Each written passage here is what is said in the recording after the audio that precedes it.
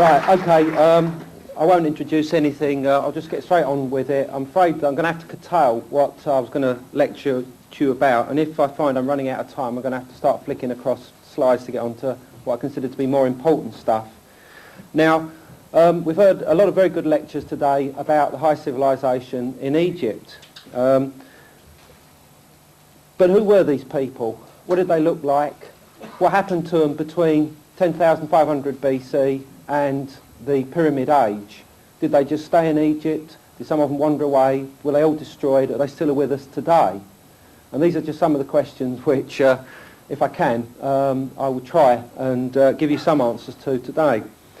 Now, I want to start on an area which may seem not totally connected, but you'll see where it all fits together, and that is angels. Now, most people's concept of angels is of pre-Raphaelite or Renaissance style images of the sort that you can see here. Incorporeal beings, messengers of God, who act as go-betweens between heaven and mortal kind. However, the thing is that most people believe that there are an awful lot of references to angels in the Bible, which is where most of all this will come from. However, the fact is that there's very few references to angels in the Old Testament, in particular the oldest parts of it, the Pentateuch. Now, when they do appear, the accounts are often very confusing. They're described generally as men as opposed to angels. They're never given names, and they can seemingly take on physical form. They can eat, they can walk about, they can communicate with people quite easily. So it seems as if there was some belief, certainly during biblical times, that angels had corporeal bodies. Now, this is brought out in full within an apocryphal book dated to about 165 BC, known as the Book of Enoch. Now, this was written we believe, probably by the Essene community on the Dead Sea, and was certainly preserved by them. Various fragments of different copies have been found since 1947 and translated. However, the book itself fell out of circulation in the early centuries of the Christian era and was not rediscovered again until the 18th century, when 3 copies initially were found in Abyssinia, modern-day Ethiopia. Now, up to this time, people had no real idea of what the Book of Enoch contained. From a few fragments that were around, it told of the fall of the angels, something that, again, is only very briefly mentioned within the Bible. And the Book of Enoch focuses on this fall and how the whole thing came about. Now, in essence, the story is the fact that these angels lived at a place called heaven, and that they lived there in harmony, peace and harmony. They farmed, you know, they occasionally had contact with mortal kind. But at a certain time, supposedly in the days of Jared, a antediluvian patriarch, some of them decided that they would descend down from heaven and mix with mortal kind. And amongst the things that occurred was the fact that they revealed to them all the arts and sciences and various other things as well, various arts, and even teaching women how to abort. They also took mortal wives, and from this union came a monstrous race known as the Nephilim. Now, angels are also referred to by a much older term in the Book of Enoch and in other apocryphal literature as the Watchers, and that's a term which I'll probably be using mostly today. Now, the thing is that people can say, well, perhaps these are just allegorical stories to show how, you know, even the supernatural beings closest to God himself can fall from grace and eventually, you know, sort of be destroyed as they were within a deluge and a conflagration, which obviously we know from the story of Noah. However, what appealed to me from the outset was the fact that a lot of the individual stories in the Book of Enoch and in other so-called Enochian literature found within the Dead Sea is that it describes in great detail the human element of their trafficking with these angels. And one particular story, which was the thing that really gave me a burst of inspiration, was the birth of a child to one of the antediluvian patriarchs by the name of Lamech. Now, his wife was named Batinosh, and she gave birth to a baby, a large baby with white hair, white skin, ruddy complexion, with eyes that apparently lit up the whole of the room, and a radiance, a beautiful radiance. And instead of being delighted at this birth, Lamech says, what hell have you been doing? Have you been sleeping with angels? You've been sleeping with watchers or Nephilim or something? And she sort of says to him, no, don't you remember our nights of passion? You're the only man for me and all the rest of it. And Lamech is concerned about this, and he goes off to see his great-grandfather, Enoch, obviously the person who the whole book is accredited to. And he says, don't worry about it. These things happened a few generations ago. He tells the story of the fall of the Watchers. And he said that the Nephilim were born of them, they were of giant size. Although your child might appear this way, everything will all come right in the end. And I want you to call him Noah, and he will be the person who will take the seed of the human race, into the new age, essentially. Now, I would come on to this a little bit more slowly, but, as I say, we're running out of time. There seems to be good evidence from these accounts to suggest that not only could the angels take on corporeal bodies, but that they may have actually been a physical race that existed. So what I did was to take all the various descriptions of the supposed appearances of the Watchers and put them together and see if we could come up with a composite image of what they appeared. And as you can see from the image here, it's quite unlike the Raphaelite, pre-Raphaelite Renaissance image of angels. To start off with, in the original counts they had no wings. These were a late Christian addition. They were described as extremely tall. In most of the cases they were described as having white skin with a sort of red ruddy complexion. They had faces that were described as like vipers. Now, this was something that initially threw me. I thought, well, what can a person look like that's supposed to have a face that's like a snake? But an interesting story came my way relating to a place in Hollywood known as the Viper Room, which was got in the news in 1993 when the young actor River Phoenix tragically died outside. And in the furore surrounding this drugs-related incident, it came out that the reason that the Viper Room was actually called this was it used to be an old jazz haunt, and the musicians would take the stage, and to sustain their creativity they would take large amounts of dope, and they would actually be able to sort of go all night, playing away. And their eyes would close up, and their faces would become very hollow and gaunt, and through the sort of haze of smoke it would look like they were sort of human-headed vipers on stage. And I thought this, although quite an amusing story in its own right, gave me an idea, perhaps, of what somebody with a face like a viper would actually look like. So, having put this into the ingredients, I came out with this. They're also described as having long, curly white hair in the accounts, which, if you take it from, let's say, the travellers today, would sort of mat into dreadlocks quite easily if it wasn't kept. Now, a lot of the early Mesopotamian cultures, which I'll come on to, particularly decorated their hair in this way. Also, it was described in one very important account that they wore coats of feathers.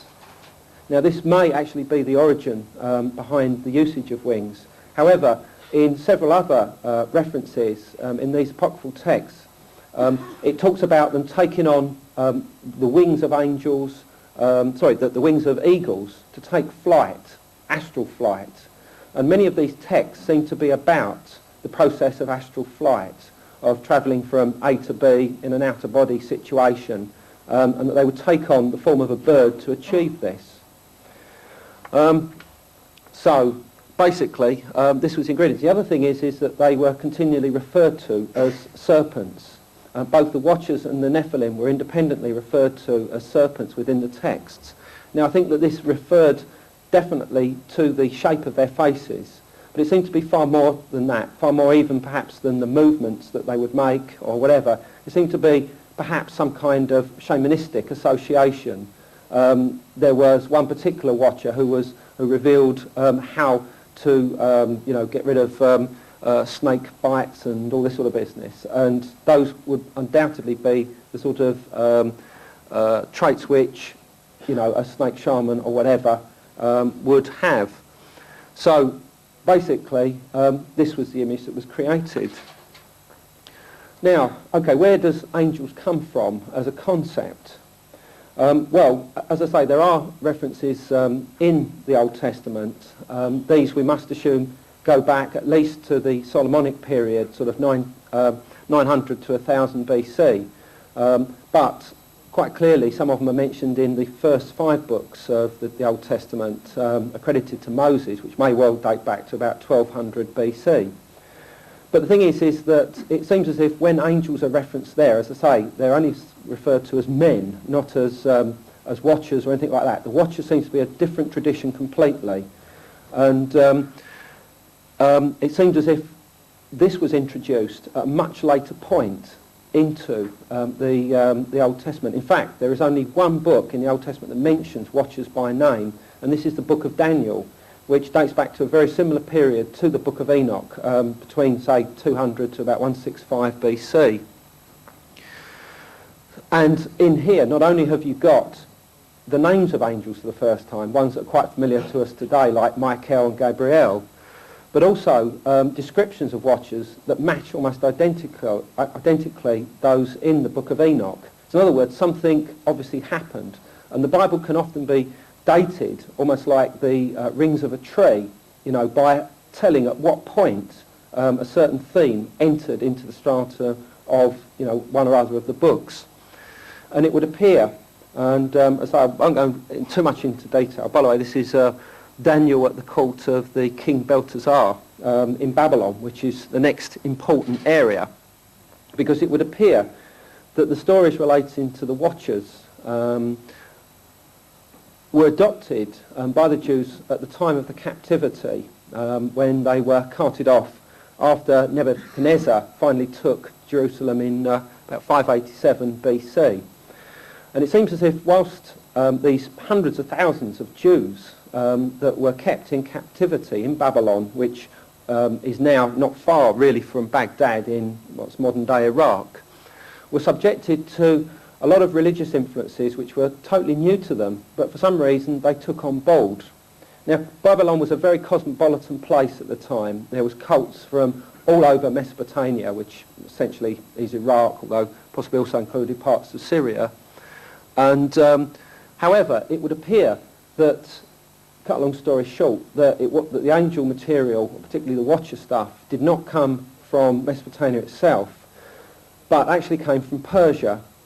Because in 539 BC, Babylon was overrun by Cyrus the Great, Cyrus, who then introduced a lot of the Persian cults, particularly the Magian cult, and a little later the so-called Zoroastrian religion, into Babylonian.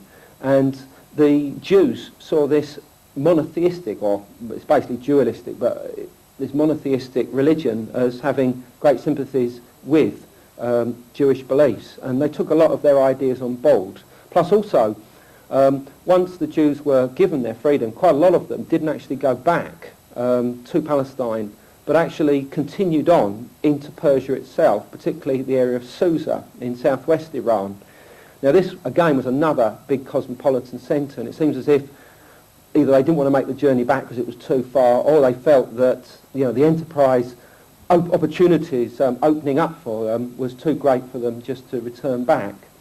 And again, so they were heavily subjected to the Persian influence there. Now this is just a map. You can see where Jerusalem is on the left-hand side. I haven't got the pointer, I won't worry about that. See Babylonia in the centre, and Susa sort of right in the centre down towards where the Persian Gulf is. Now, Zoroaster was the founder of the Zoroastrian faith. Now, it was said that traditionally, in the 6th century BC, although Zoroaster as a person is probably a composite figure spanning many thousands of years, although as far as the traditional history of Zoroastrianism is concerned, it started in the 6th century BC, and this is quite important for material I'll come back to. It was started by a bloke called Zoroaster, a very wise, enlightened figure, and he basically put down the rival faith of Magianism after the Magi, the most famous obviously being the 3 Magi that came to the infant Christ at the time of the Nativity. Now, these people believed very heavily in a whole system of angels. Angels to do with the relationship of the celestial world, that they had angels for every part of the sky, angels for every planet, for every day, the whole cycles of time. And also, more importantly, is the fact that the Magi had a story very similar to the fall of the angels, and this related to beings known as the Ahuras, who in Indian myth became the Asuras, and the fallen ones, which were known as the Devas. Now, both of these names actually have roots deriving from shining ones. Basically, they mean shining ones. And the descriptions of these were very tall beings with shining radiances. And as with the Jewish thought, it was also believed in Iran that the Ahuras and the Devas could take on physical form and mate with mortal kind. And there's a story which is almost identical to the birth of Noah in Persian myth, surrounding the birth of a hero king by the name of Zal. Now, you can see him here. He's got white hair. He was born with white. He had skin as white as snow, ruddy cheeks, large body frame, and an almost identical situation occurred. His parents were up in arms when this birth took place. Although the wife wasn't accused of sleeping around with the Ahuras, they sort of looked up to their deity, Ahura Mazda, who is the supreme god of the Zoroastrians and was previously to the Magi, and said, why have you given us this demon, this sort of human demon, this spawn of the Ahriman or Angra Mainyu, who is like the evil spirit, the evil counterpart of the good spirit, Ahura Mazda. And this story actually comes from a 11th century Persian epic known as the Shahnameh, written by a character called Ferdowsi, a Persian Arab. And this is full of accounts of kingship stemming from this divine race known as the Ahuras, and obviously by virtue of that the Devic race as well. And as far as Zoroastrian is concerned, which is a very complex thing, it would appear that they believed that the roots of their race and the roots of kingship had come from somewhere which translates as the Aryan or the Iranian expanse.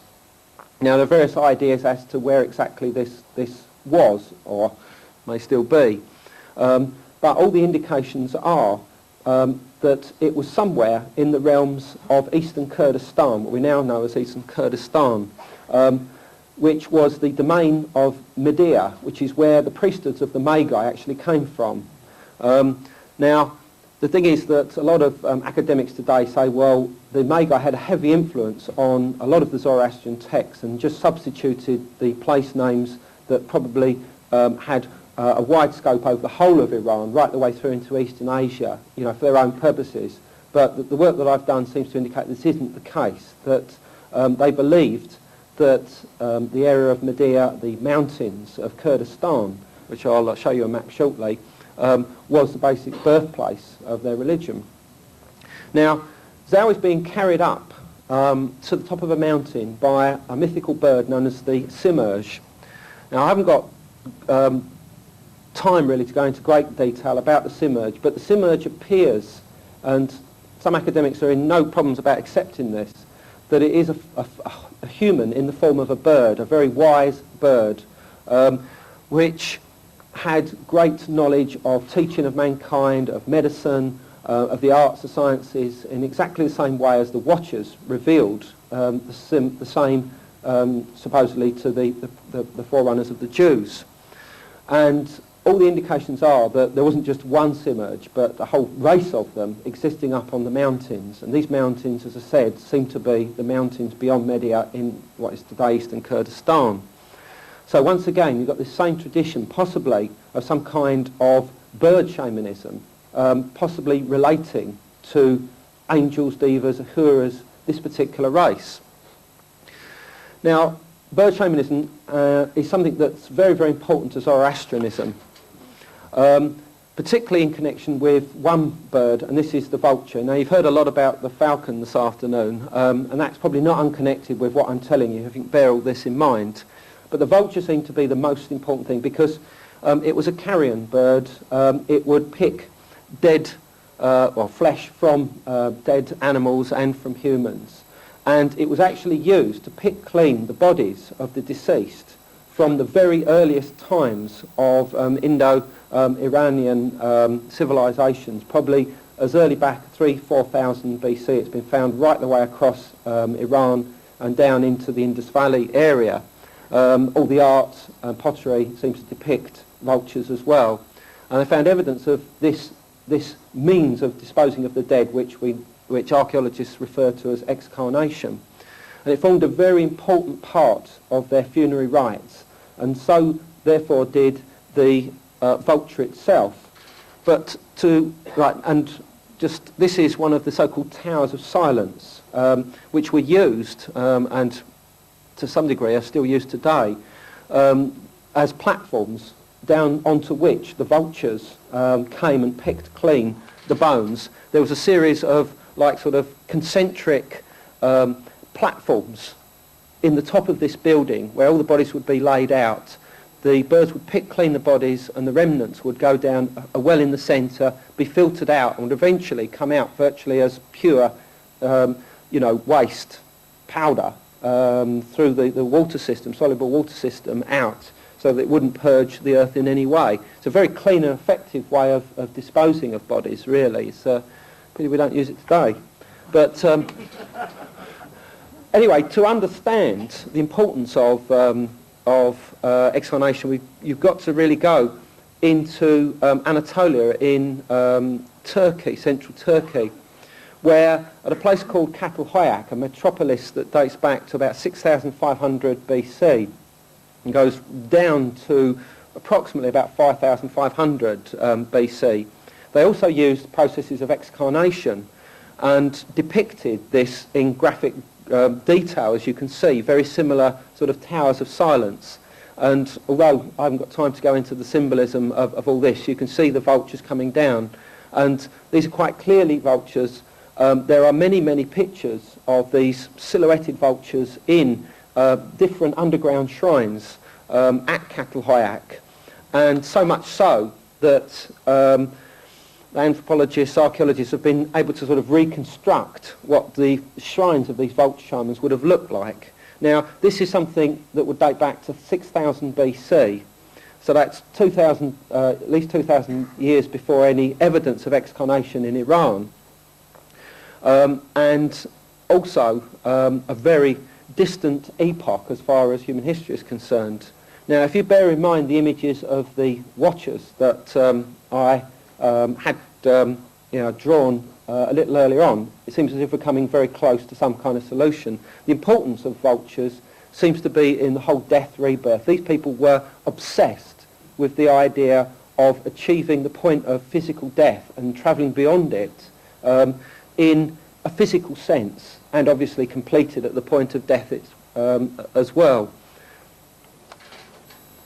Right, this is just a map to show where Media is. You can see it on the right-hand side. Ekbatana was the main capital of that. I won't go into any details.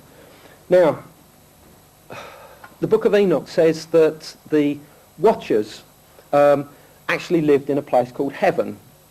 However, it also said that heaven was next door, or a part of, another place that we would know as the Garden of Eden. Now, Eden is somewhere that in theory is a metaphorical place, somewhere that doesn't exist. But certainly it was conceived of in biblical times and is still conceived of to this day to be a physical location. Now there is only really one main contender for this. And this is the area around Lake Van in northern Kurdistan. Now if you see Lake Urmia there, this was one of the main sacred area of the Magi, and all that right-hand area, if I can just focus it up, represented the kingdom of Media. And it is actually said that Eden was lost beneath the waves of Lake Van at the time of the deluge of Noah. Now, this is a very interesting area because not only have you got the Eden associations with it, but just a little to the south is probably the unofficial, but probably the proper place of the resting place of Noah's Ark, according to all Kurdish traditions and all Kurdish faiths, and as well as the Islamic faith as well, which is Kuda Dag, or Mount Judy, which is the point of rebirth of essentially the Middle Eastern races. And it's very close to the point supposedly of birth of humanity in biblical tradition. Not only that, but the area to the southwest of Lake Van, right the way through until medieval times, was actually known as Dilmun. Now Dilmun is one of the names given to like the equivalent of the Garden of Eden in Sumerian tradition. Now I think, and I'm positive there are probably more than one Dilmuns. It's been associated with the island of Bahrain, I think probably right, and it probably other places as well. But I have reason to believe that probably one of the most important ones, or if not the original one, may well have been in the same area as the so-called Garden of Eden. Now this is what Lake Van looks like, or certainly looked like at the turn of the century, and this is what it looks like today. Turkish tanks overrunning the country, mass genocide, and 3,000 villages destroyed over the last 10 years, and a complete blanket refusal of Western journalists to report on most of the atrocities that are still going on there to this day. So this is what's going on in the very area which supposedly was the birth of civilization according to a biblical thing. Now, Kurdistan is a very, very important place. I would think, if anything, the peoples of Kurdistan hold more secrets than anyone else in the Middle East, I would say. There is a number of indigenous angel-worshipping cults, or religions or tribes, or sects of the tribes, one of which is the so-called Yazidi or Yazidi.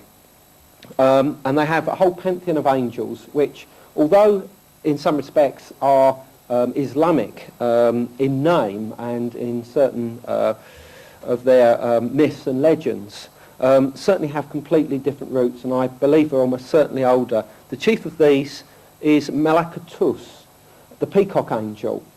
Now this is seen, or certainly was seen by Western travellers, as very much a form of Satan, and undoubtedly it seems to have some kind of association with the Islamic form of Satan. But it is also known as Azazel. Azazel was the leader of the fallen angels, or certainly one of the two leaders of the fallen angels in the Book of Enoch. And although the Yazidi cults only go back to the 13th century, they are undoubtedly based on much earlier Magian traditions, which go back into the mists of time. Now, this peacock angel is very, very important because the other, they would carry around images of these peacocks, and they're the most revered item in the whole of the Yazidi. In fact, still are. In fact, I believe that there's still some Yazidis in London today. And this image was shared with the other main symbol of Malakatos, also known as the name of the greatest angel, which is this black snake. And both snakes and peacocks, and I say peacocks, I think that's quite late development, because the earliest of these bird icons, which have no fixed date really, appear to be completely unlike peacocks whatsoever. And I'll come on to that a little later, the importance of that. Now, aside from the angel worshipping cults, the races of Mesopotamia also saw this same area of Kurdistan as like the abode of the gods, particularly in Akkadian traditions, who were a race of, well, supposedly Semitic, in other words, forerunners of the Hebrew in origin. They believed that their place of creation, their mountain of God, was to the north and was a physical abode, undoubtedly positioned in the area of Kurdistan, and that certain texts, including this particular cylinder seal that was found at Nippur in Iraq at the turn of the century, records the story of this abode of the gods, which is known as Karsag Kura, which is where there's a mountain and where the gods lived. And they farmed, irrigated, they did everything that you would associate with the Watchers. They integrated with humankind, and more importantly, the text also refers to Eden on more than one occasion. It also refers to these gods as the shining ones, or those with shining eyes, and as serpents, once again. All the metaphors and synonyms associated with that.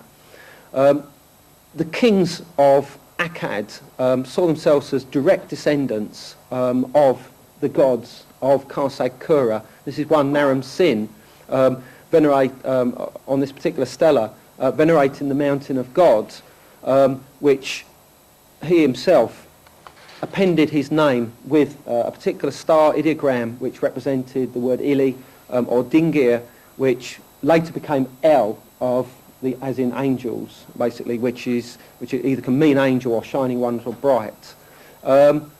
Also, in many of the epics of Sumerian tradition, it refers to this area of the Zagros mountains in Kurdistan as the abode of the gods. In the Epic of Gilgamesh, for instance, I won't come on to this because we're losing time now. In the story of Etana and his flight to heaven, he goes on the back of an eagle. In the context of all this, I think that we're dealing not so much with a heaven that's an ethereal place beyond the clouds, possibly beyond the clouds, but certainly up in the mountains. And that the idea of the gods, goddesses, angels, and the fall of the angels was beginning to look as if we were dealing with an actual physical race that lived on high ground and that somehow came down and integrated with developing human society in the lowlands, particularly of Mesopotamia, Iran, but also of Armenia, and certainly Turkey as well. Now, what evidence is there for any of this, and what time frame are we dealing with? Well, it would seem that certainly if we are dealing with a form of vulture shamanism, that it was of a particularly early date before it became very much symbolic and adopted by the Zoroastrian faith.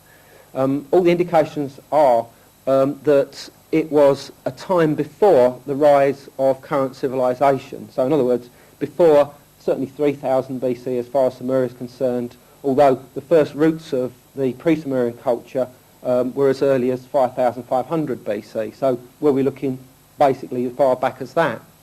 Well, I started looking for evidence, and at a place called Shanidar, or the Sanadar Cave, which is in Iraqi Kurdistan, it was discovered in the late 1950s, whole sets, dozens literally, of bird feathers and wings belonging to mostly vultures, but other raptorial birds, along with a number of goat skulls. Now these wings had not simply been broken off after the bird had died, that they had been undoubtedly cut away from the bodies of vultures, which were obviously used for some purpose. And the archaeologists involved who wrote most of this up, Rose Selecki, was of no doubt that you were dealing with some kind of vulture shamanism, very similar, but 2,000 years earlier than that which was going on at Catalhoyuk.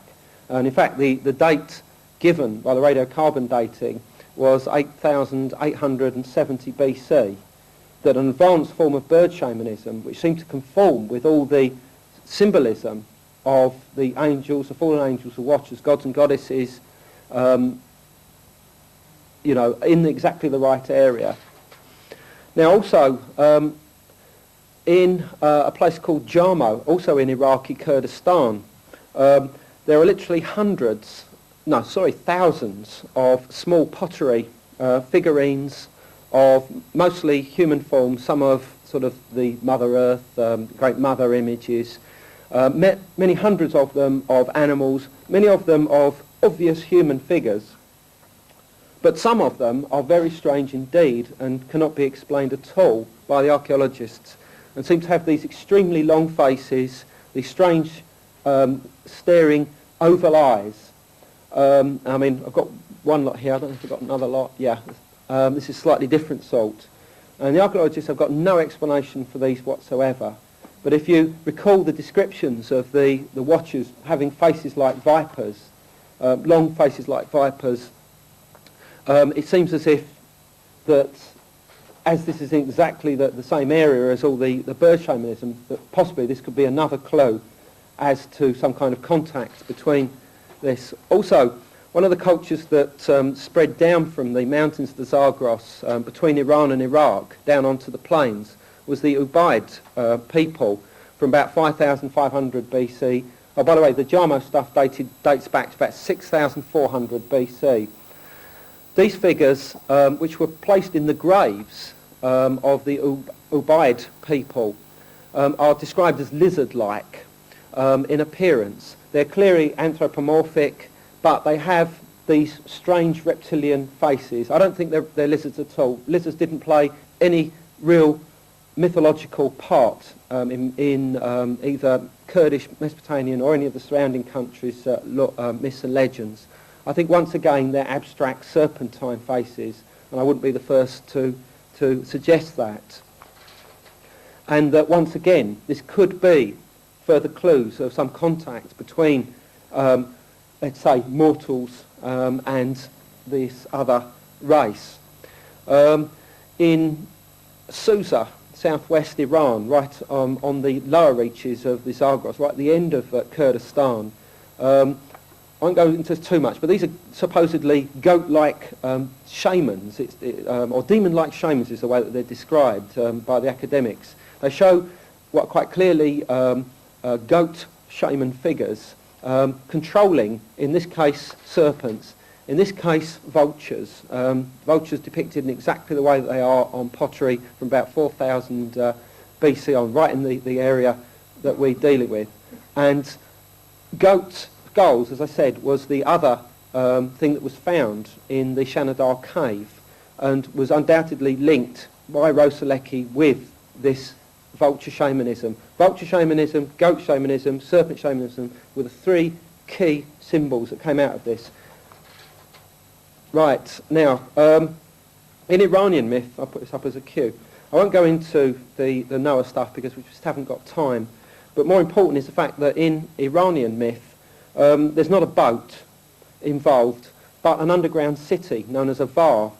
The Noah figure has got a name of Yima, and it is said that the god Ahura Mazda came to him, as did God in the biblical account, as did Ea Enki in the Babylonian account, and basically said, look, you know, there's going to be some terrible things going to happen in the world. You're going to get some really bad winters. You're also going to have a lot of other problems in the world. We want you to build this underground city, take all the human race down there, plants, animals, the lot, and come out afterwards. So they come out, and this is the rebirth of the Iranian race. I mean, that's in simple terms, I'm afraid. Now, the thing is that if we were looking perhaps for some kind of dawn of all of this, if we were to look at the stories of Yima and his underground vault, then perhaps we should be looking for some remnants of underground cities. Now, as far as I'm aware, there is nothing in Kurdistan itself, but coming off the western slopes of the Kurdish mountains, the Taurus mountains, you come into eastern Anatolia, the area that used to form the old classical kingdom of Cappadocia. And there you have 35 underground cities, some with levels as deep as about 16 to 18.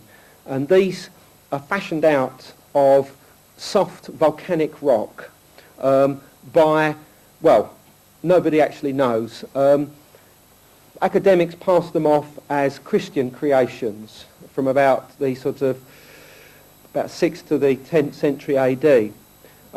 Local people believe that they're the realms of the jinn, and one particular archaeologist that's been working on them for a great number of years, Omar Demir, who's written a book about this subject, has not only identified different levels that go right the way back to the Hittite culture, the 3rd millennium BC, but is convinced through certain evidence, which I say I won't go into, but I'll come back to, that the earliest parts of them date to the Paleolithic period from 9 to 10,000 BC.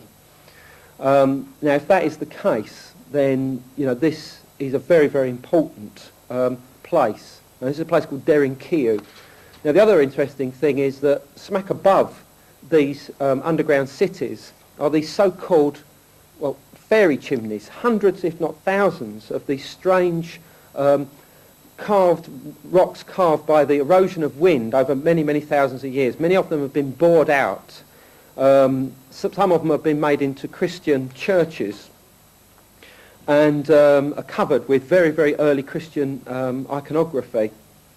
Now, amongst these, I found a very, very odd image, which I'm positive shows a vulture shaman or a bird shaman at least, which has no Christian iconography at all and matches very, very closely some of the Catalhoyuk stuff that goes back to 6,500 BC. The other thing is that at least one archaeologist has suggested the Catalhoyuk culture, because it's almost entirely underground, developed from a previous culture that goes back to the time of the Ice Age, which perhaps escaped the excesses of this period of great change, great cataclysm, by remaining underground for long periods. I think that is a very strong possibility. Now, what were they escaping from? Well, it certainly wasn't water, but there is good evidence that if the cataclysms that has been suggested in Graham's book and many other places, Hapgood obviously from the 50s, actually took place, that as was recorded in myths and legends all around the world, there seemed to be rains of fire, and it seems to be a very strong possibility that if they were escaping anything, it certainly wasn't other humans, it certainly wasn't water, but it may well have been rains of fire, possibly from erupting volcanoes, possibly from other sources as well. And I believe that behind all this, somewhere, is the legends of hell and Sheol and the underworld and the abysses of fire into where the watchers were thrown. Now, where is all this leading? Well, it's certainly... Kurdistan is the cradle of civilization. It has been for the last couple of hundred years as far as anthropologists, archaeologists have seen. It certainly was the main point outwards of the Neolithic explosion of animal domestication, irrigation, pottery design, metallurgy, not monetary systems, writing systems, and many other things, all developed from Kurdistan outwards. No academic, I don't think, would particularly argue with that point. But where did all this come from? Did it just develop in Kurdistan, or is there a possibility that there was some kind of race there that provided this information? Was that race a remnant of something previous?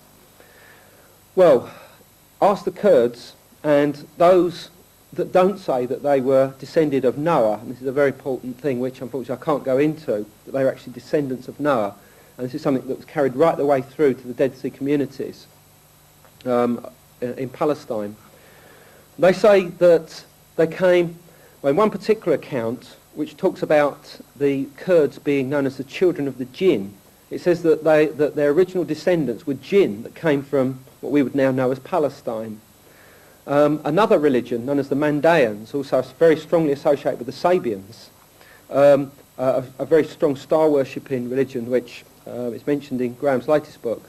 They claim that they came from Egypt at its earliest times. Their earliest ancestors came from Egypt to the mountain of the Madai, which is basically the mountain of the Magi, at the very earliest times, and from there, their race and their religion spread outwards. Now, the mountain of the Madai I've shown is undoubtedly in Kurdistan, or not undoubtedly, but almost certainly in Kurdistan, pointing an arrow in the general direction of Palestine, Egypt.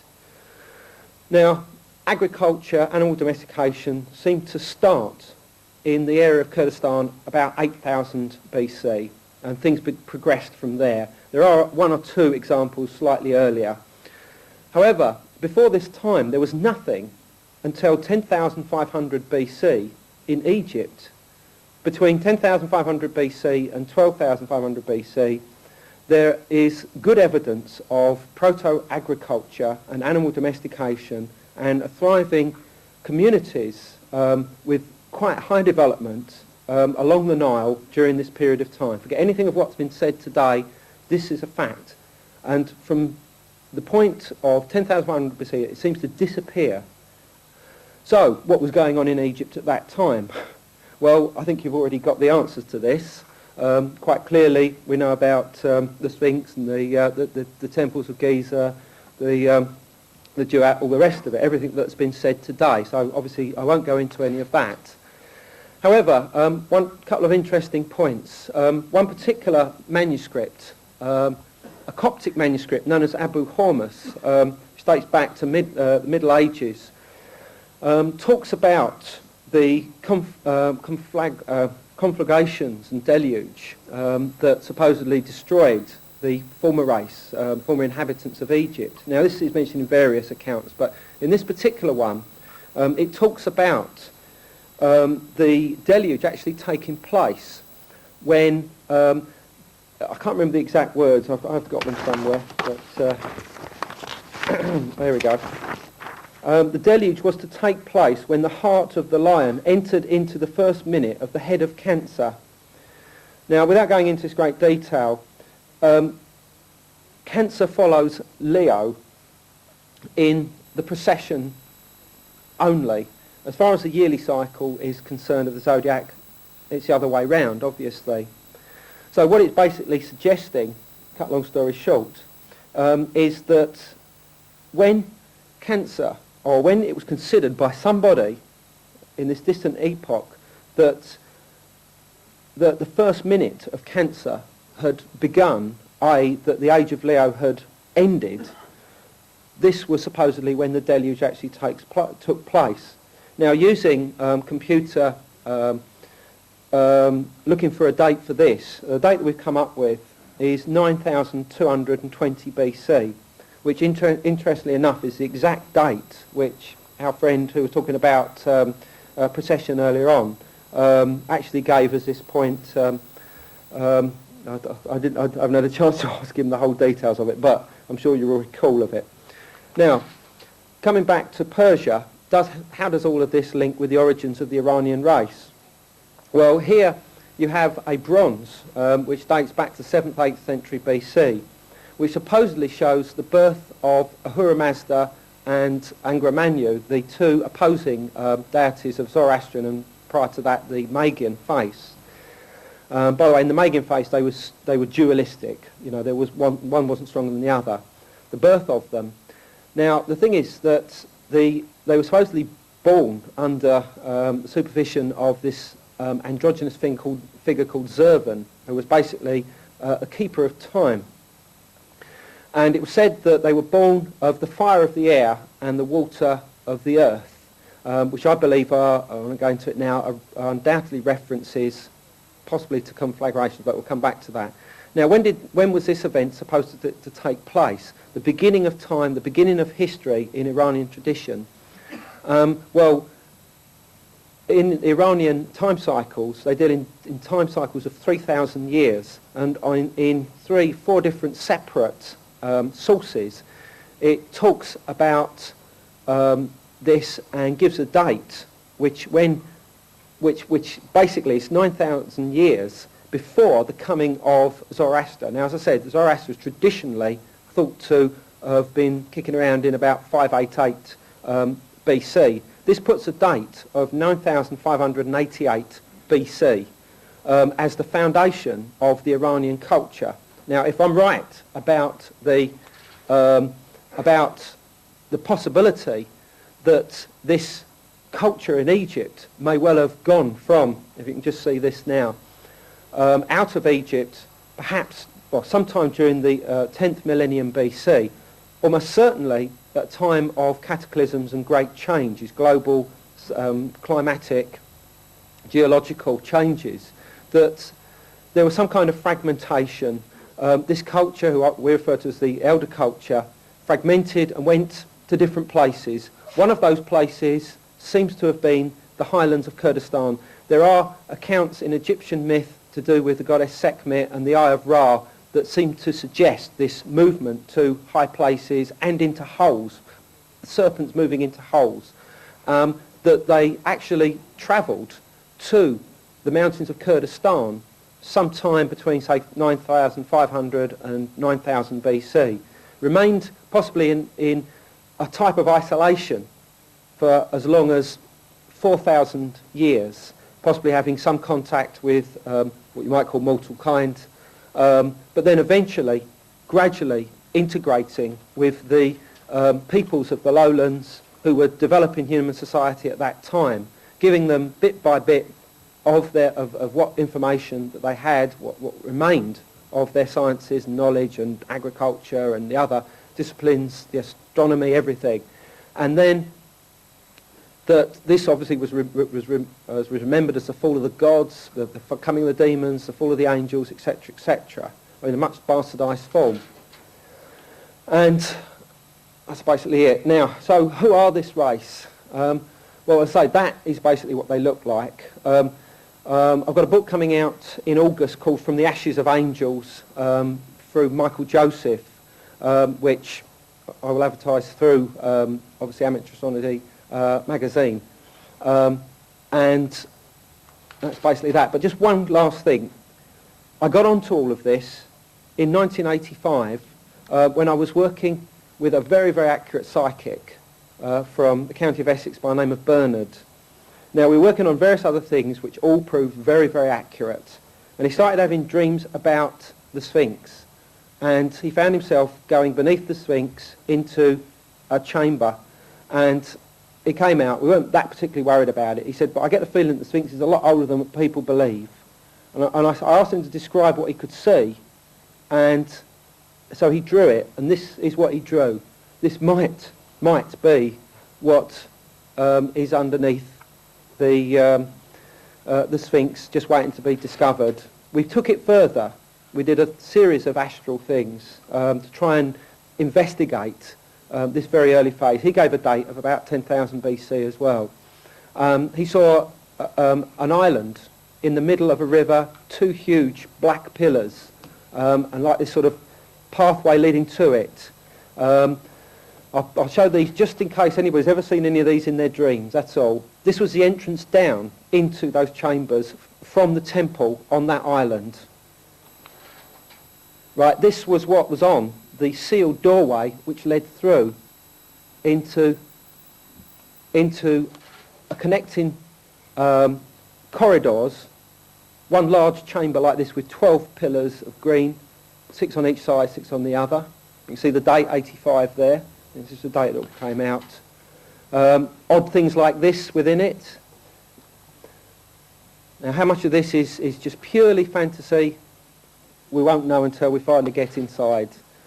This was configuration that he felt, that there was one large central chamber and 12 smaller chambers around the outside, of which the one you saw earlier was one of the outer chambers. Each of the outer 12 chambers was basically empty, but for small crystals, handheld crystals that would be used by the initiates, these elder figures, and right in the centre was a large chamber with a large crystal, a whacking great crystal, which was used to escape the mind and go to the stars.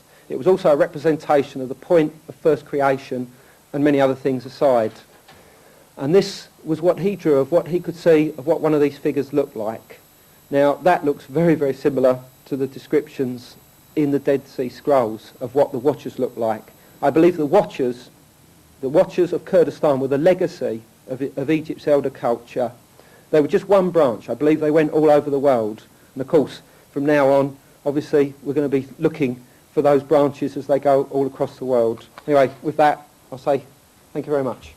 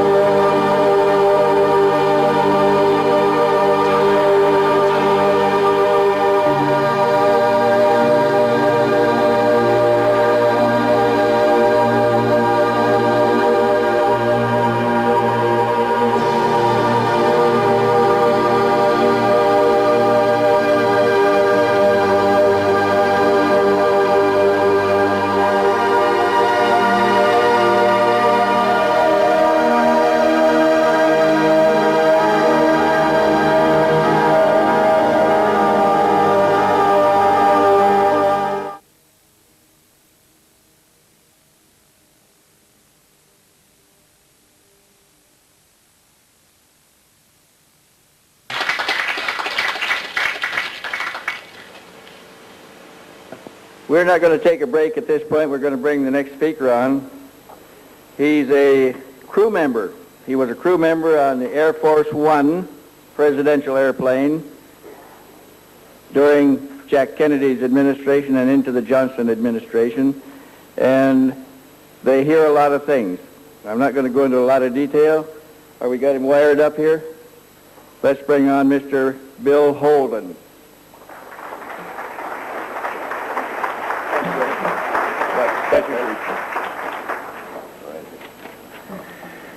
Good morning, ladies and gentlemen. I would like to see by hands how many, before you cut the light, real quick light, let me ask, just by showing your hands, how many were here last night and into this morning after 1 o'clock in the morning? Are we survivors? Woo! Well, let me tell you what, it didn't stop there. It continued on until 3:15 this morning. Where's Graham? Where's Graham? He's in bed. I'll shoot the guy. Wendell and I know because we were there, and it continued on until 3:15 this morning. I've had 2 hours sleep, guys. Give me a break. Can we have the information sheet that... Okay, for those of you... My name is Bill Holden, and for those of you that are government affiliated, CIA, or whomever that has been following me and yesterday recorded my entire conversation while I was having breakfast, okay, this is how to find me. Now, as far as, if you would, can you, Art, can you raise it up just a little bit, because the benefit down at the bottom, there's some information at the bottom that shows as far as, you may not have it on this sheet.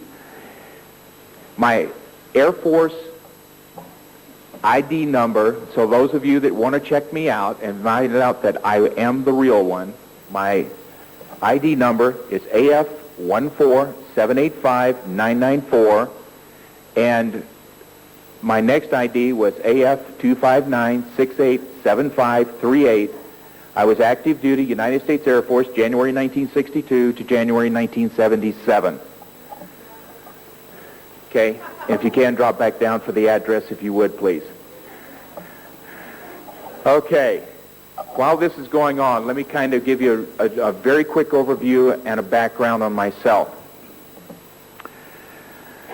I was an enlisted aircrew member from 1962 to 1977. I had, as far as actual flying time, I stopped flying in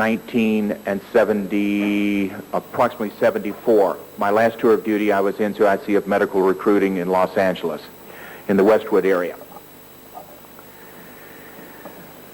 I flew for 9 years, and I had the pleasure of serving President Kennedy, President Johnson, and a number of kings and queens of different countries and dignitaries, various ranking individuals, general grade, admiral, etc. This experience that I'm about to share with you began in 1958 when I saw my first sighting as a young farm boy down in Macon, Georgia. From there, I joined the Air Force in January of 1962 and surprisingly was assigned to what I asked for, Wiesbaden, Germany, because I wanted to go to Europe. And I started out as a jet mechanic over there, and as far as they were overmanned in that field, and they asked me if I would like to go on to flying status. Of course, that's what I wanted all along. I wanted to go fly. So I got into special air missions and was flying for the commander at that time, who was General Gabriel Dissaway, General Montgomery, General Ford, and there was another general, I can't recall his name at this time. In June of 1963, let me back up, June 1962, I was down in Zweibrücken, Germany, and I met a Canadian pilot through his daughter, okay, because remember, I'm 19 at that time. And we got a chance to visit and talk about things, and I came back down there in August of 62 to compete in the USAFE swimming championship. The captain asked me over the weekend, would I like to go fly in his airplane? Now, needless to say, I didn't ask him what was his airplane until we got out there. And guess what, folks? It was an F-104. Awesome, awesome aircraft. We took off, went down the Rhine River, and he's playing all kind of games with me, corkscrewing, just climbing up altitude. We topped out, and he asked me how I was doing. I said, fine, as I'm trying to put myself all back together again. I look over to my left, and I said, what's that? He looked over and says, I don't know. Let's go find out. Kicked hard left, and bang, off we go, chasing cowboy. Couldn't catch it. He says, something's not right. I says, what do you mean? He says, there's nothing out there that we know can outrun the F-104 Starfighter. Nothing. We both discussed it as far as that it was saucer-shaped. We could not see a propulsion system, but this thing moved at light speed. I mean, it was out of sight immediately. When we got back, I come to find out as far as that I could not even say anything because, one, I wasn't there, as far as anybody else was concerned. As far as the Canadian officials were concerned, he wasn't there. In 1963, I had the pleasure of being the flight steward on Air Force One. Now let me qualify that if I may. Air Force One is any vehicle, any aircraft that the President of the United States is flying on. Any aircraft that the President of the United States is flying on. That is Air Force One. The morning in June of 1963, when we prepared to take off, the headlines in the local newspapers showed 2 UFOs amongst the trees in a crystal clear shot. It wasn't obscure. It was not hidden up in the clouds. It was not a speck or a dot in the sky. These were two vehicles that were absolutely, without question, flying saucers and were unexplainable at the time. I set the paper down in front of President Kennedy. He looked at the headlines. He looked at it, looked back up at me, and he says, "What do you think, son?" And I said, "Well, sir, what do you think?" And with that big smile of his, he looked back at me and he said, "I asked you first." I told him, as I said, for a young man 19 years old in the United States Air Force and having the pleasure of flying with the President of the United States, that this was a very special moment for me. And I said, in response to your question, I'm the grandson of a Methodist preacher down in South Georgia, and that's how I was brought up. And I said that God, in his infinite wisdom, and with the creation that he gave us, with this earth, this universe, and the galaxies as we know them today, that there is no way that we could be the only living beings.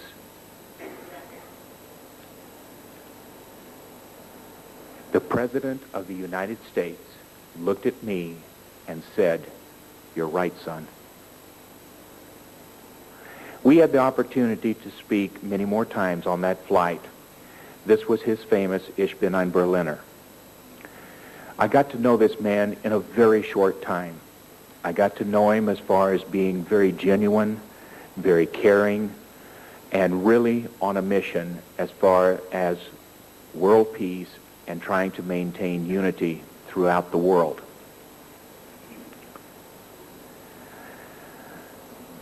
There were no other discussions in regards to UFOs. There were no other discussions as far as to aliens or things in that regard. He did express his concern in regards to drugs, war, etc. In 1963, we lost one of the finest men.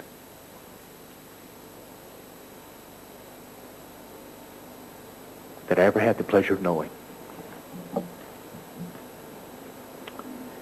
Red Shell was Master Sergeant and was the chief steward on that mission. He was my boss. Colonel Leo G. Albertazzi was the pilot of Air Force One and later became the actual command pilot for Air Force One in Andrews Air Force Base, Washington, D.C. Red and I kept in touch with each other over the years. For those of you that have been following the Kennedy situation, and I'm going to go off just for a moment on this, if I may, for just a very brief moment. President Kennedy, if anyone has seen the tape on his assassination, was not killed by Oswald. President Kennedy was killed.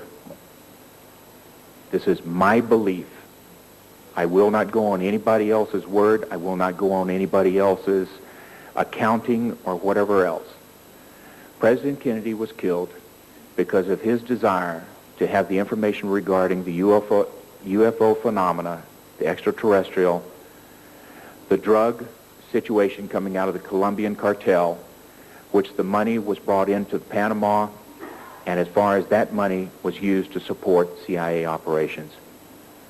And the third that he was killed for was because the faction knew that there would be a Kennedy president for a number of years. That is my personal belief. Red Shell, when Kennedy was killed, and I ask each of you, anytime that you see a movie a clipping, or whatever else, and when you see the casket that comes out of the hospital, you will see that it is gunmetal gray. The casket that came off of the airplane in Washington, D.C. at Andrews Air Force Base is copper-clad. When you see the clipping, watch the driver. Watch the Secret Service agent sitting in the right front seat. It reaches over, takes hold of the steering wheel. The driver reaches into his right front pocket, over his shoulder, and pops the President of the United States. And you see Jackie Kennedy jump out of the back seat and up over the back of the vehicle. I can only tell you, look at it, make your own decision. President Kennedy did not die November 1963, according to Red Shell. According to Red Shell, he was taken to Bethesda Naval Hospital, where he remained as a vegetable and passed away in either February or March 1964.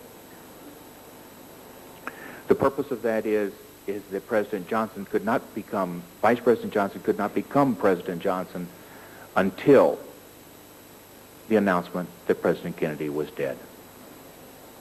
I'll leave it to you as far as that information goes, and we continue from there.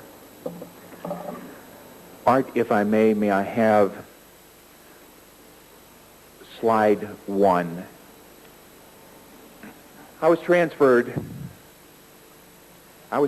from Wiesbaden Air Force Base, Germany, to Colorado Springs in 1965, June of 1965. I was assigned to ADC Headquarters Flight Support Services at Peterson Field, Colorado, and I provided flight services for the commander of ADC and for the Air Force Academy. I was called in for a private briefing in June of 1966. I was told, because of my top hat clearance, that I would be the only enlisted loadmaster flight steward on this mission. I was required to sign a non-disclosure statement that whatever I saw on this flight, on the ground, or anywhere else, that I would not be able to discuss it, write about it, anything, for 20 years. I signed it. We flew to Andrews Air Force Base, picked up a general officer, other high-ranking officials, and civilian scientific contingency. Flew to Wright-Patterson Air Force Base, Dayton, Ohio, and from there we went on to Colorado Springs, picked up another contingency, and went to Alamogordo, to White Sands, New Mexico. We got off the airplane, got on a bus, and we rode for approximately 45 minutes to 1 hour.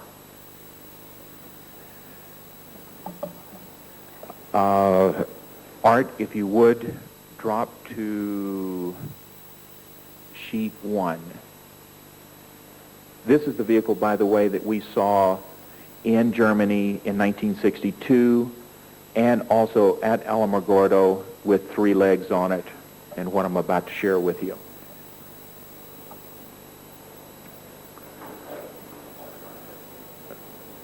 Can you see it? Okay, this would be sheet 1, and it'd be Alamogordo White Sands. While that's coming up, we're entering into a box canyon, and there's a security group there as far as stops the bus. They come on board, and they check off all of the names. They call the names out and on a check-off list. This individual is in a uniform I have never seen before. There are no insignia, no name, no markings. Weaponry is state-of-the-art, and as far as the box canyon was highly secured. From the time that we drove on in, just a short distance, we drove on into the box canyon. It opened up, tree-lined above, runway, a building to our left. The bus stopped. The contingency and the officer air crew got off the bus and went on out onto the flight line.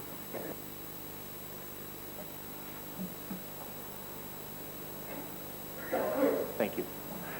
All right, this is where we entered into the box canyon. We came on over here and we parked approximately right here, just this side of the building. At this point, I could not tell north, south, east, west as far as sun was basically overhead. The saucer-shaped vehicle that it was on the previous screen is this vehicle right here. The contingency is standing around the vehicle here. Now, I'm in a bus over at this point with the other two enlisted air crew and the bus driver. Bus driver, smart, has a set of binoculars, so we're able to see a little bit of what's going on here. If you can, go ahead and take it to sheet 3, if you would, please. Okay. Excuse the drawings. I did this morning and a little bit tired, and as far as my ability, but the important thing here, elliptical in shape, the large black eyes, the small nose, the small mouth, the long neck, slim in feature, were two extraterrestrial air crew members with their saucer. They're alive, they're standing there, they're communicating with the contingency. Now, what is important here, other than that being an astounding fact and experience that took place in 1966. Slim as far as in profile, longer arms, and at this point I cannot tell you as to whether they were 5-fingered, 4-fingered, 3-fingered, 6-fingered, whatever. I couldn't tell you that. Height-wise, I could tell you that they were relatively the same as representatives of the contingency. They were not small. They were taller individuals. Light in color, and as far as the uniform that they were wearing at that time was a silver gray, aluminum-colored, one-piece uniform. We were there for approximately 3 to 4 hours, got back on the bus, went back to the aircraft, and flew back. There was a debriefing, reminded of the fact not to discuss anything that we had seen, and that there was a non-disclosure for a period of 20 years. Okay, Art, if you would go to sheet 4, please. In the fall of 1966, I was called back in for a similar type mission. I was asked, as far as did I have any problem as far as in going on a classified mission similar to the one that I was in back in the summer.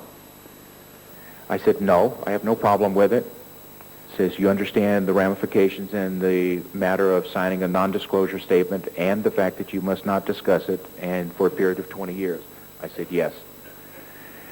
Similar type situation as far as flying back to Andrews Air Force Base, picking up a general officer, other high-ranking officials. Now, the unique part of this is not the same contingency. Not one individual was the same that we picked up on this flight. And that amazed me. That it really surprised me that they were not the same. We went back to Wright-Patterson, Dayton, Ohio, and from there went on to Colorado Springs, on to Los Angeles, and where we picked up another contingency out of Special Air Missions there. Remained overnight, left early in the morning, flew to Hawaii, landed there at Hickam Air Force Base, Oahu, and we were briefed as far as that we would be prepared to leave at midnight. Now, at this point, I want to qualify something for you. The aircraft that we were flying, the military version, was a C-118. This is a 4-engine reciprocating aircraft. The civilian similar aircraft is a DC-6. We departed at midnight. We flew for approximately 3 hours and 45 minutes and landed.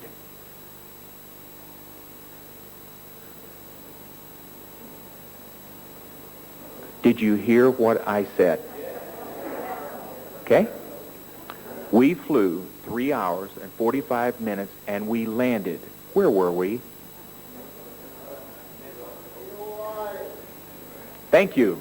we were back in Hawaii, because let me tell you something, folks. See the rings as far as going out 1 hour, 2 hour, 3 hour, 4 hours? Do you see anything in a 4-hour range anywhere around the Hawaiian Islands? Closest land mass anywhere to the Hawaiian Islands is Johnson Island, Bimini Atoll, Guam,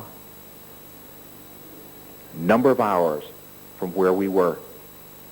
I told the radio operator and the engineer that we had landed back in Hawaii. He says, no. I says, yes, we did. And I brought out this same fact and showed it to him. Anyway, the contingency went off the airplane. They were bussed over to wherever they went to. We secured the aircraft. We were taken over to an operations room, and then everybody was brought back together at approximately 6 o'clock in the morning. We went out to, and if you would go to sheet 5, please.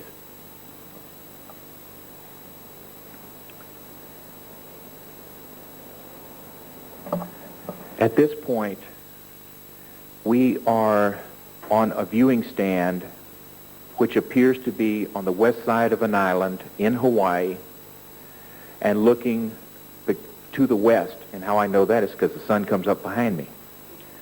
I look to the north, I look to the south, I don't see any other islands. Now, I'm not familiar with today as far as the island chain and the way it lays out, but it was my opinion that we were on the island of Kauai, and what I later found out to be what I believe to be Barking Sands, and which is an early warning site and Pacific test missile viewing site and other top secret Navy and other service operations. As we're standing there, to our left, this vehicle came out of the water and hovered approximately 100 feet off the water and approximately 100 to 150 yards out from the viewing stand. The configuration of the vehicle was elliptical, and in the center beam on it was a horizontal oscillating light going like so. There was no sound that was coming out of this vehicle as far as to indicate what kind of propulsion system. It sat there for a few moments and then disappeared instantaneously. Instantaneously. It is gone. There was a large amount of excitement, and everybody is kind of talking with each other, says, what is this? What's going on here? Anyway, it reappears, and as far as hovers in a horizontal position, goes up, goes down, side to side, and then cants at an angle like this and re-enters the water. Other than this, and this being a very extraordinary experience, one of the factors that I noted when it came out of the water and when it went back into the water was the fact it was like a hot knife going through butter. There was no splash coming out, no explosion, no implosion as far as when it went back into the water. This was amazing. When everyone got back on the aircraft, there was no discussion as far as when I was present. When I was out of there, I'd love to have had one of our recording devices and heard what was going on. It had to be amazing. Anyway, this is in 1966.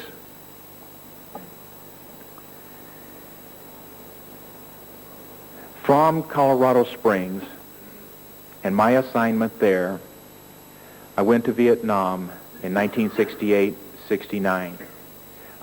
In 67, I had a brief tour at Andrews Air Force Base on Air Force One. This is where I was being considered for the position of a permanent position on the aircraft as Flight Steward Loadmaster on Air Force One under the Johnson administration at that time. I was eventually transferred to Andrews Air Force Base, and I served on Air Force One with President Johnson, and I had a number of flights there. In 1968 to 69, I went to Vietnam, and while I was in Vietnam, was shot down, and the story that I gave you as far as that I was a prisoner of war. 3 of the aircrew members were killed. The 4 of us were captured, and 4 days of intensive interrogation and everything from bamboo shoots underneath your thumbnail and toenail, pliers, burning bamboo, water on your head, to electrical probes and whatever else, trying to get information from us. I wonder why. All of us were in black suits and all of us were on a Charlie 1 Alpha mission. After enduring these atrocities, I came to the decision that I did not feel that I was going to live. And I told the others, guys, I'm going to make a break for it. If you want to go with me, come on. If not, take your stand. And I wish you the best. We all voted on it. All 4 of us decided to go for it. I laid the plan out. I led the way out. We went out through the routine as far as went out into the rice paddy. Unfortunately, I was the only one that made it out.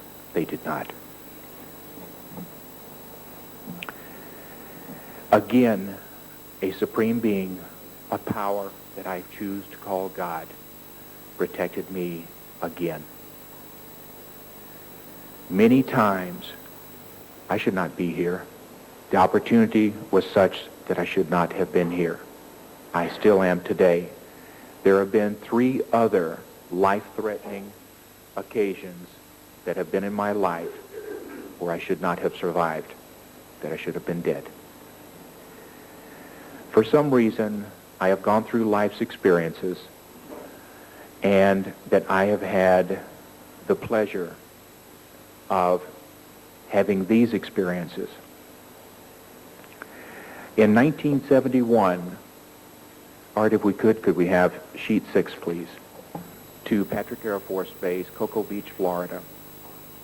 I'm flying for the commander of the Eastern Test Range and providing support for NASA at Cape Kennedy, Cape Canaveral. In 1971, I was down on the river fishing. It's in the early evening. The moon's coming up. I look at my watch. The next time I look at my watch is approximately 3.5 to 4 hours later. And I say, what did I do, fall asleep? And I start trying to recall what happens in that period of time. What comes to mind and what comes back in my memory as I recollect it at that time is that I am on a pedestal table. I'm in a concave room that is illuminated, and that in this position right here is a large emblem that the background is the most gorgeous blue, brilliant blue I've ever seen, and that there are 3 stars, 6-pointed stars, this shape, in this configuration that is a bright gold. Immediately to my left are 3 individuals that are similar to the ones that I saw in 1966 at Alamogordo.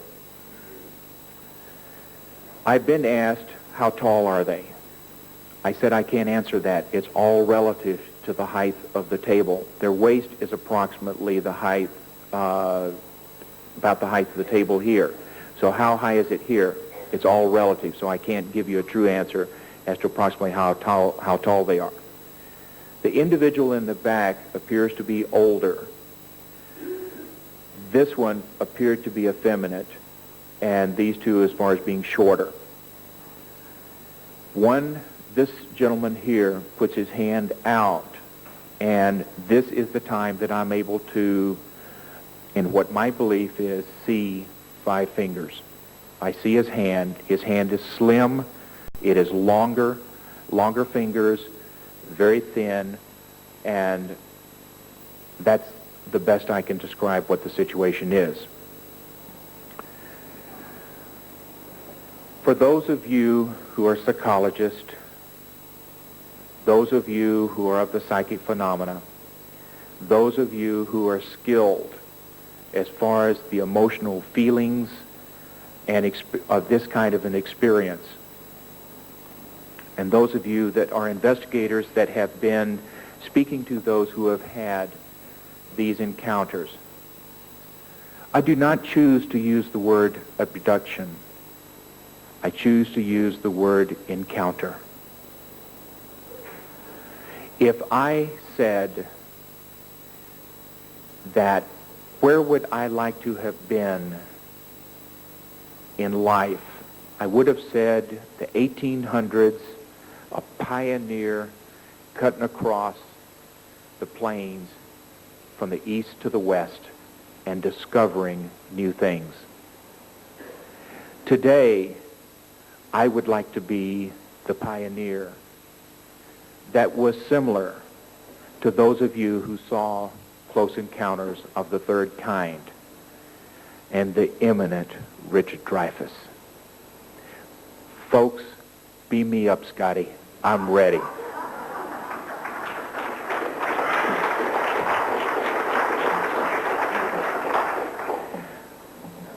I can say unequivocally, I had no fear. I was not afraid of the encounter. I was not afraid of being harmed.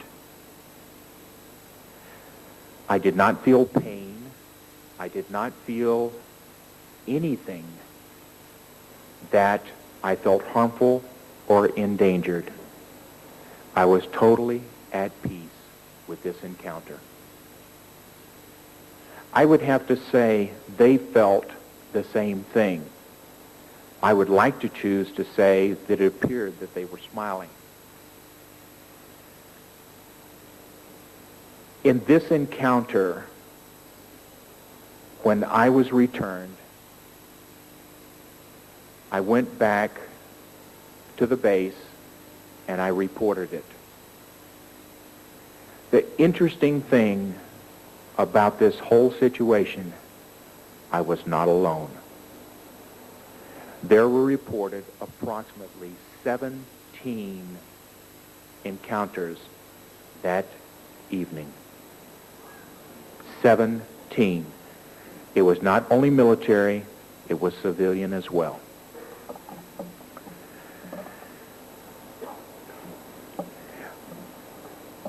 From Patrick Air Force Base, Cocoa Beach, Florida, I was transferred to Howard Air Force Base, Panama Canal Zone, the signs on top of the plains of Machu Picchu. From there, when we returned to Lima, we were taken downtown. I cannot take you to this place. I have no idea where it is. We were taken into a building that contained artifacts from wreckage, artifacts that had different markings on them. They had been tested and dated. Some went back as many as 6,000 years. Some were as recent as in this century. Some of the things that came out of a conference that I had the pleasure of attending in May of this year that was given to us that came from the ranch down in Roswell, New Mexico, that came from the Russians, and that I recall seeing down in Lima, Peru, is that the markings were very similar. The same thing that you had the opportunity of seeing last night as far as the bar of metal with the markings on it, and that Michael Hesselman shared with you as far as his studies that showed the comparisons of the Phoenicians and the Phoenician alphabet. It's amazing that regardless of where we go in this world, the things that we see. I had the pleasure of being over in New Zealand on an Antarctica support mission. Where I live today, Helendale, California, which is approximately 15 miles from Victorville, California, just off the I-15 down here. This is an October evening at approximately midnight, and as I was driving back from Victorville on Old Route 66, I turned off on Vista Road, which is the entrance into the Silver Lakes community. Crossed over the railroad tracks, and as I straightened up, this is northerly direction. Guess what's right up here, folks? Anybody have any idea of what's up that way? You ever heard of the Lockheed Skunk Works? You ever heard of Building 52? Have you ever heard of Building 51? Nah. Anybody know what Building 51 is? Well, let me tell you what, I'm going to share a story with you. As I went up this road here, it's approximately midnight. It's crystal clear all the way around, except over this direction. There's a cloud in the sky, elliptical shaped, kind of a light, very light luminescence on it. As I am driving down the road, all of a sudden, these orbs of light, not coming down, are going up into this cloud. Now, I can't explain what the phenomena is. I cannot explain what I saw other than what I'm sharing with you that I saw, which is a luminescent cloud shape in a crystal clear night. Moon is behind me, and as far as these orbs of light going up into it. What I can share with you, being that I am in real estate in that area and know it quite well, and that the Lockheed facility directly north of here is a highly secured area bounded by Helendale Road on the west, Indian Trail on the north, Wild Road on the south, and National Trails or Old Route 66 on the east. It's approximately 2 miles by 2 miles. What's interesting about this is the fact that there's an approximately 11,000-foot runway there. God knows why. This building is 800 feet deep into the ground. Numerous underground passageways, etc., as far as going to different places within. And in my research, I come to find out Lockheed is the owner-operator of this facility, as it is of the facility at China Lake in Ridgecrest, California, as it is at Area 51 here, as it is in Houston, Texas, as it is in Alamogordo, White Ground Proving Stand, as far as White Sands Proving Grounds. Lockheed is the owner of those facilities. From my research and from what I have been told and individuals that work there, all of these facilities are identical as far as being 800 feet into the ground, and that they have the power and the capacity to support approximately 10,000 individuals underground. I am at this time trying to secure, and I hope I can pull this one off, folks, let me tell you.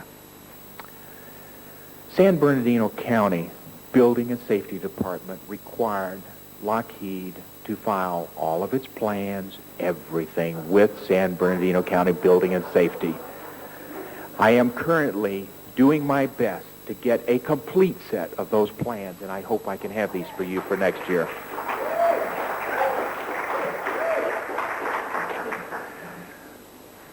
Okay, Art, if you would, please take me to sheet 8.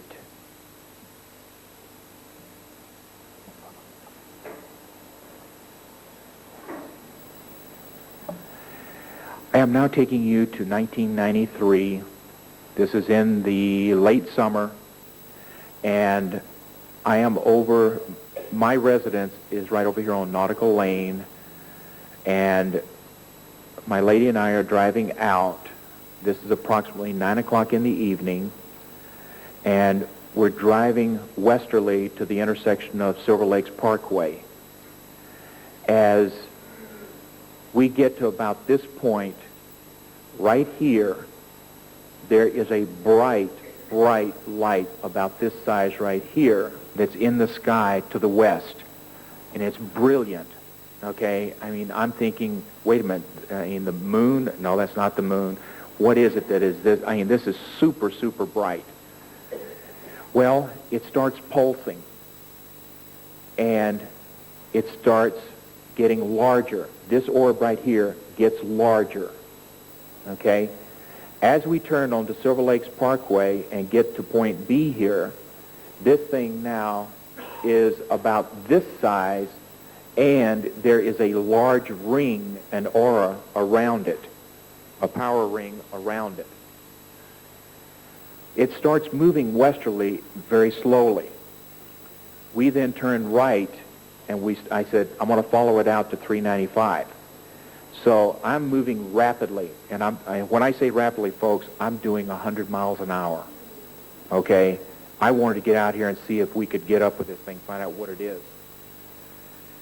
I reach this point right here. This light at this time is basically pulsing like this. It's going out like this. And then this aura ring out here gets a broader ring on it, and it expands. And then it starts going like this, coming in, and it moves to the west, and all of a sudden it just goes, it's gone. We turned around. Marilyn and I went back. I went back to the condo. I called the sheriff's department. I called the highway patrol. I called Edwards Air Force Base, Director of Operations. I called Vandenberg and asked if they by chance had a missile shot and that it had exploded. I got a no, a no, a no, a no, a no, a no. What does that tell you?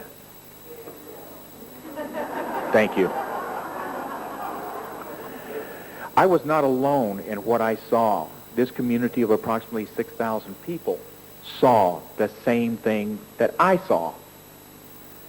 7 helicopter pilots that were assigned at Barstow Daggett that live in the community, that through my real estate connections I had put them into their homes. I contacted them the next day, and they said, what ring? I pulled this one pilot aside that we had developed a pretty good friendship, and I said, you know what ring I'm talking about? And he says, I know, but I don't know. So this is the kind of thing that we are faced with each day, and as far as disclosure. If I could, can I go ahead and have the lights up, please?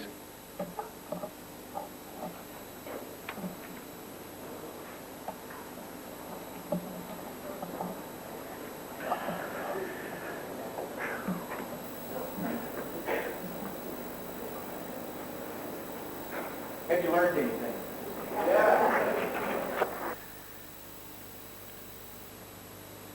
I was asked if I had any problem in coming forward to share my experiences with you. Bob Brown had heard my story when I was in Los Angeles going to my very first conference. I had been at this other conference as far as in May. That was a private conference, and I can't tell you any more than that about it. It was confidential, and it was some of the greatest people in this world that we met with and we shared with. When I met Bob Brown and I shared my story with him, he invited me to come to this Congress, and I'm glad that I did.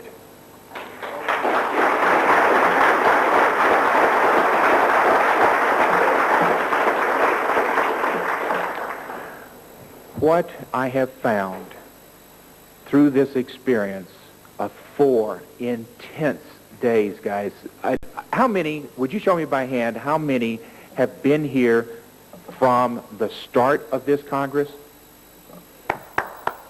Give yourself a hand. I am truly impressed as to the number of people that have made this commitment to meet, to share, to expand your circle of friends, and that you've had the opportunity to learn more each day about what this whole phenomena is about. I would like to commend Michael Hesseman and our dear friend from England, because they are the true investigators, right, wrong, or indifferent. It was the fact that they were willing to stand before you and give you all of the information that they could come up with. Help me with the name of the gentleman from England. Graham Birdsall. I am sorry. I should remember it. I was up with him until 3:15 this morning. I'm a little dingy this morning. I apologize for that. What I found there, each of you will have the opportunity of making your own opinion. Graham challenged, not derogatorily. He challenged, not as devil's advocate. He challenged because he wants us to know what are the true facts. Michael wants the same thing. Both of them have asked for supporting evidence to prove that the film is real. That is all. I commend both of them for their work. I commend each and every one of you that are in the investigative stage of this phenomena.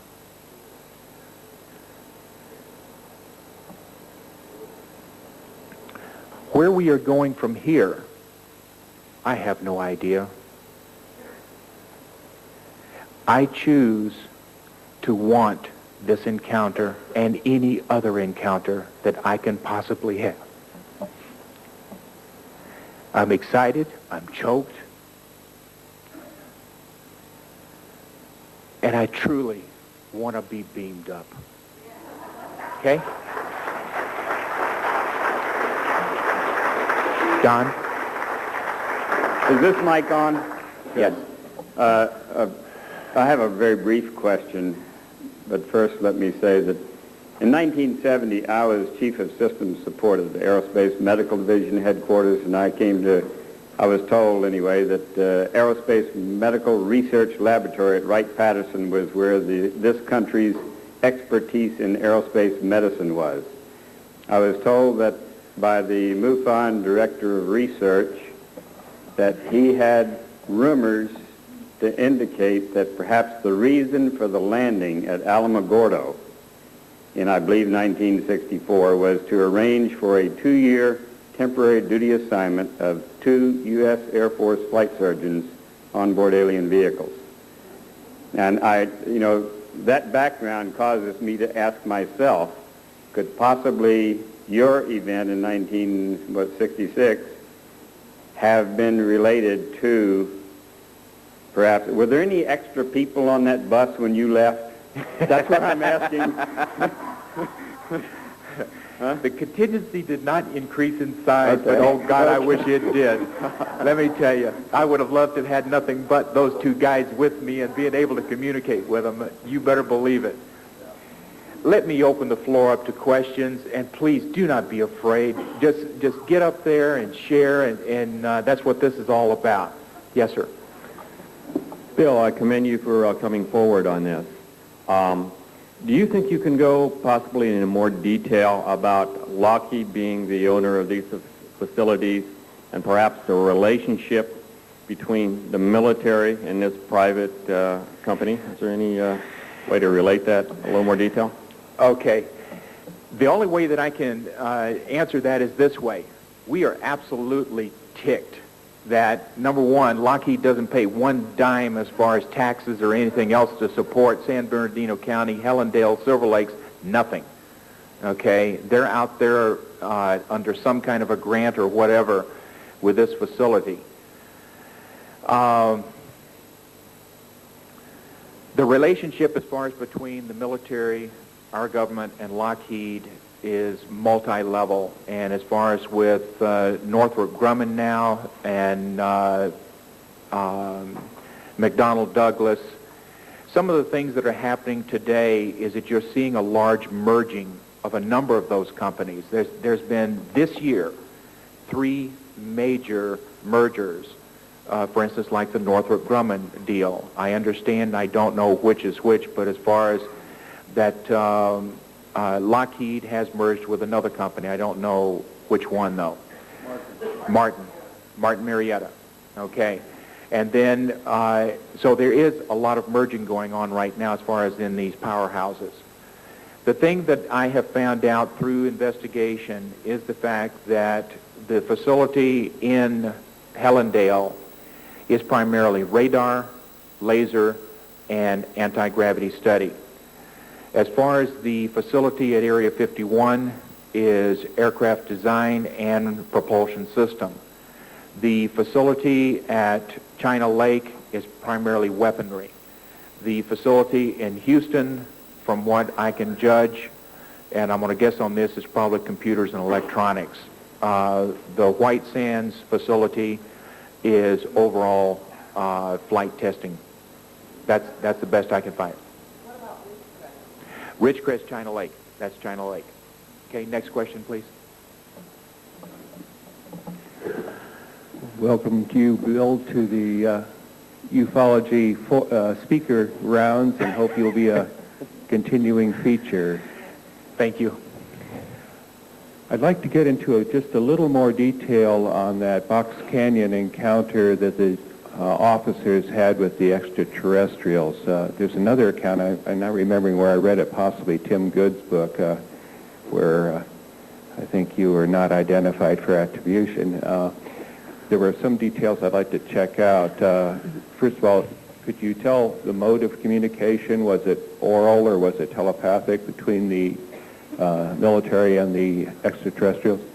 Remembering that we're approximately 100 to 150 yards away from where the actual encounter is going on, I could not tell you as far as whether they were vocally, but every indication that we have is that their mode of communication is telepathic, ours is vocal. And the other question is the demeanor on both sides. Did the generals seem relaxed, or were they nervous? Was this like a first time, or was this something they were already accustomed to doing? From what I could gather, as far as these individuals meeting, that this was a first-time encounter. As far as the overall expression of feeling that I could see was excitement. I did not see one of reservation, one of fear.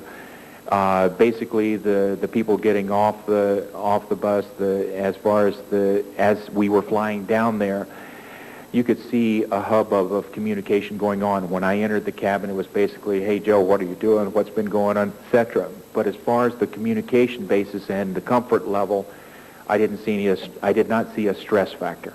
Okay, thank you very much. You're welcome. Yes, ma'am. I don't have a question so much as I have a comment. However, before I get into the comment, I would just like to really thank you for being here and in your sharing with some of the experiences that you've been through. It's very gratifying to me to see you still being willing to be the being of love that you are. Thank you. And it's a real honor being here. And the comment that I have, because in his sharing it really drove this point home to me, and I hope it did to the rest of you, we talk about what we feel are the atrocities, from the abductions and how they're running these experiments on us and how they've done all these things But look at what you shared your experience at the hands of other human beings to other human beings. When are we as a species going to start treating each other and coming from this place of oneness and love?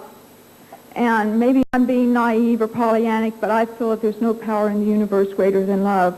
And when we as a species can treat ourselves with love, you know,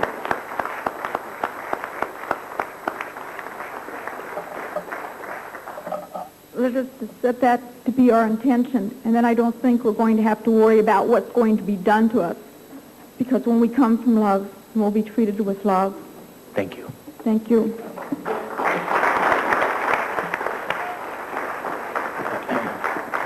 Yes, sir. And I really appreciate that you come a lot from the emotional and feeling side of your experiences and relate that. And in the movie, the James Bond movie, Man with a Golden Gun, James Bond tracks down this guy that's making the golden bullets. And the guy says, "Don't kill me. I only make the bullets. I don't shoot them." So James Bond lets him go. So here we have a case where we have probably Earth-built UFOs running drugs to finance their own operations. Is this a good thing to do, or can we stop it? Or as long as people want to use drugs, they will always find a way to get drugs? Let me answer that this way. Thank God I don't think that's the case. I am very pleased to have the knowledge of certain individuals that are at Edwards Air Force Base right now, which is one of the finest design centers going and some of the most unique craft that you can ever imagine to be coming about.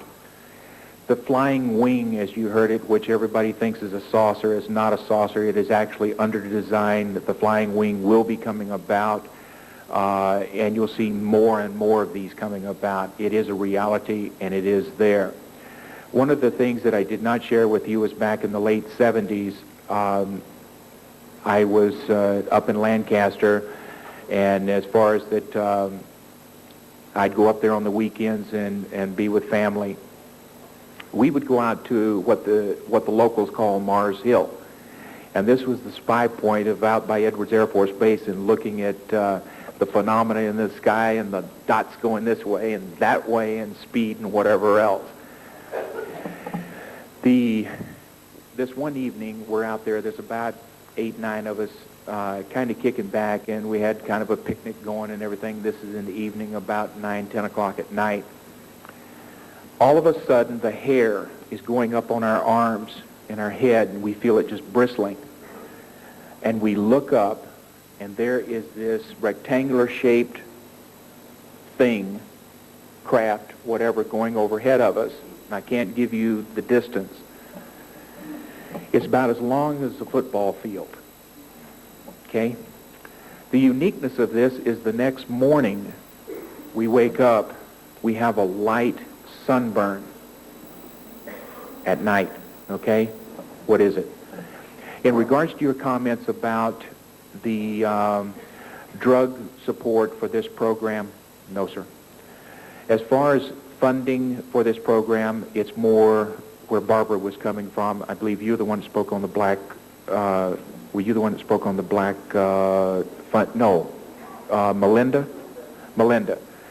When Melinda made her comments regarding the black fund, it is true. It's there. That's where the funds are coming from, and it's billions of dollars. Okay. Thank you. You're welcome, sir. Yes, ma'am. There is a tremendous underground facility there that was sponsored both by the government, our quasi-government, and by a number of the entertainers from the Las Vegas area. This is a tremendous underground city, headquarters, communications, everything. It's Air Force operated and other Defense Department operations. It is actuality. It is real. West Virginia is a similar facility that is in the Granite Hills, Colorado Springs, Cheyenne Mountain.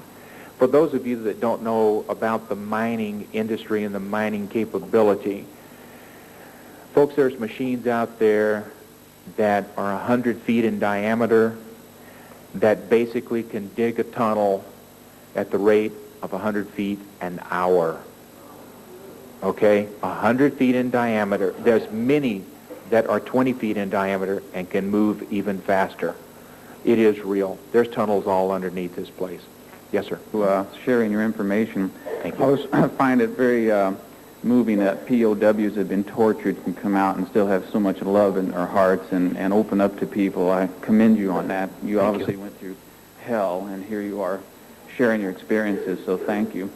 I had one interesting point that you brought up. When you had to sign your papers with the government, that you would say nothing, etc., reveal nothing, I thought it was very interesting, that 20-year figure, and I'm saying to myself, why are they telling this man who's seen extraterrestrials and craft 20 years, why aren't they saying never say anything or you're out of the picture?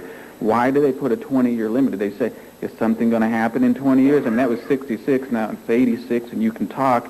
They know you're going to go out and talk, so I was wondering what the scenario is and why that was set that way. I truly do not know the answer to that, other than their naivety and not making it a National Security Act and a non-disclosure on a National Security Act basis. Okay, thank you. You're welcome, sir. Yes, Any ma'am. markings on the side of it at all? No, there were no markings on the aircraft other than the fact that it was elliptical in shape and basically had a hatch that came out the side of it, and as far as it was three-legged. Thanks. You're welcome. Yes, sir. And in doing so, something that I would like you to look forward to, and hopefully I'll be invited back to this next year,